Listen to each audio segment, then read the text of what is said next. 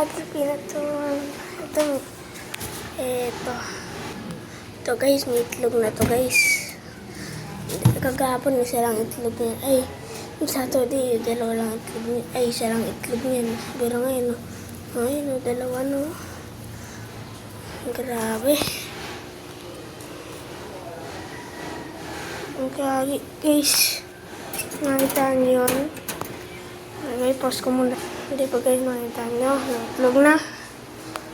Ito yung pinatungan kagarina. Ito yung pumatong. Ayan. Ito. Yung pumatong. Ito yung bantang chicken natin. That's all. Bye-bye.